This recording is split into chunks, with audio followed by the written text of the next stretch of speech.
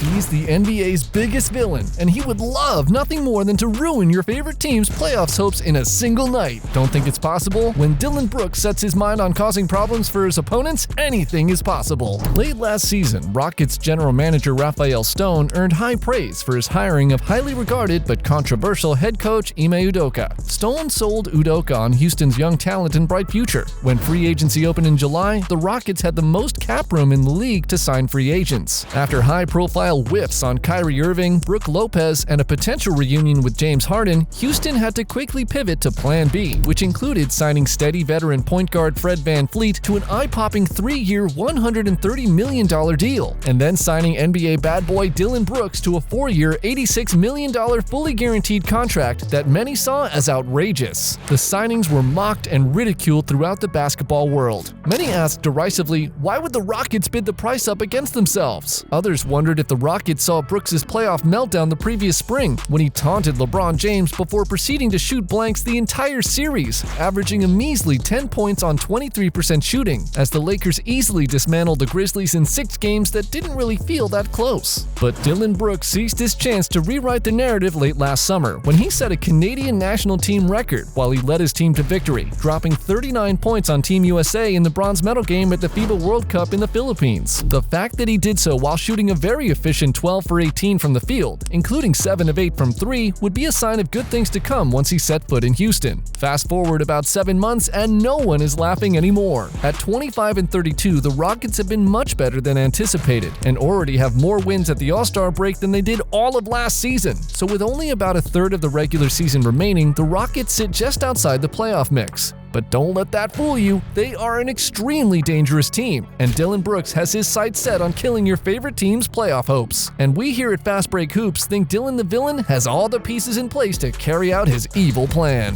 Brooks' uptick in offensive efficiency that started during the FIBA World Cup has carried over to the NBA season. His overall field goal percentage is up to 44.3% over last season's 39.6%. He's made even bigger improvements in his three-point and free throw percentages, which are both up roughly 7% over last season. He's also taken fewer shots per game, but is averaging close to the same 14 points per game as he did last season. While this young Houston Rockets squad's playoff chances most likely hinge on getting hot down the stretch and sneaking into a play-in game, they have managed to knock off a good number of playoff-bound teams this season. This scrappy group has taken down the Sacramento Kings, Los Angeles Lakers, and New Orleans Pelicans 2 times each. They've also defeated the surging Oklahoma City Thunder in their only matchup this year to date, but they have saved their best for the defending NBA champions, the Denver Nuggets. The Rockets have won 3 out of 4 matchups with the defending champs this year. So how is this team that sits 12th in the Western Conference doing all this damage? Well, love him, hate him, or love to hate him, there's no denying that Houston's success against good teams stems from Dillon Brooks. Dillon the Villain has brought a certain toughness that was sorely lacking in Space City in recent years. In fact, lost in the heavy criticism of signing Brooks and VanVleet was how much the pricey duo changed the Rockets' defensive mindset. Defensive-minded head coach Ime Udoka was thrilled to bring in savvy veteran defenders to transform what was previously one of the worst defensive teams in the league. Back in November, Udoka told the media, "First off, you had Fred and Dillon, guys who are tough, hard-nosed, smart, high IQ defenders who've had success." The defensive focus and attitude that Brooks and VanVleet brought to Houston has certainly spread to the younger guys. Players like Jabari Smith Jr., Jalen Green, Alperen Sengun, Tari Eason, and rookie Amen Thompson have all bought into becoming better defensive players this season, and the positive results are a big part of why teams with playoff aspirations simply cannot sleep on the Rockets. Houston finished 29th out of 30 teams last season in defensive rating. This season, they're 6th in the league. Both Alperen Sengun and Jabari Smith Jr. rank in the top 20 in the league in individual player defensive rating. But somewhat surprisingly, outside of the vast defensive improvements in Sengun and Smith Jr., the Rockets don't excel in the individual defensive stats. They're 25th in blocks and 17th in steals, meaning a lot of their defensive success comes from great on-ball defense, communication, and scheme. Their team defensive effort makes up for any lack of elite individual defenders. "Defense is all about effort," Jabari Smith Jr. said. "You have to want to do it, and with the rest, it's about communicating, being in the right spots, and getting there early." While Dillon Brooks prides himself on aggressively guarding the best players on opposing teams, he does have some very talented help that can put points on the board. And in Alperen Sengun, Brooks and the Rockets have one of the best-kept secrets in the league. league. And the best part is the Rockets acquired Sengun from the Thunder in a 2021 draft day robbery. The Thunder had 3 first-round picks in 2021. They took Josh Giddey with the 6th pick and added Trey Mann with the 18th pick.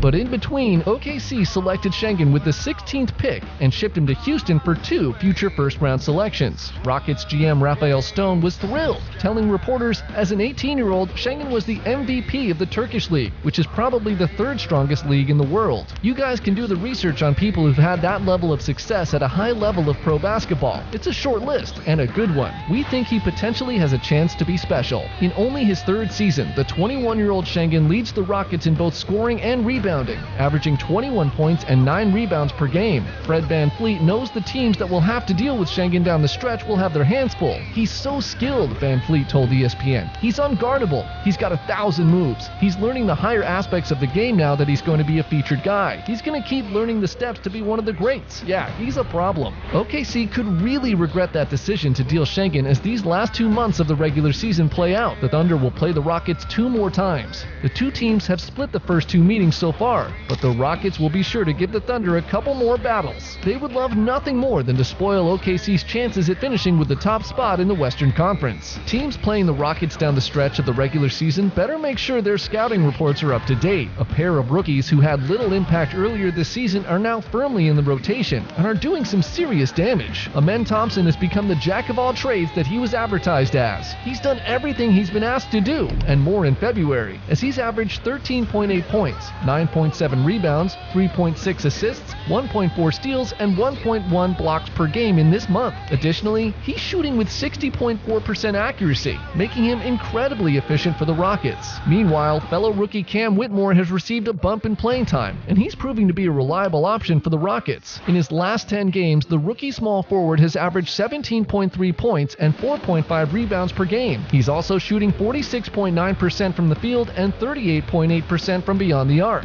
The Houston Rockets are a much improved, albeit inconsistent team that plays spirited defense and has plenty of weapons capable of shooting down even the league's best teams on a given night. They have a solid mix of steady veterans, up-and-coming young players on the cusp of becoming stars, and talented rookies who are just starting to figure out how to contribute at the NBA level. If Dillon Brooks can live up to his infamous role of disruptor and get in the heads of his opponents, he just might be able to open the door for his talented teammates to damage the playoff seedings and aspirations of certain teams in the Western Conference. The Thunder, the Suns, and the Mavericks all have to play the Rockets 2 more times each. If they aren't careful, Dillon the Villain will ruin their fun, and they definitely don't want to see a hungry and motivated Rocket squad sneak their way into the playoffs. Either way, the stretch run of games in the Western Conference will be a wild ride.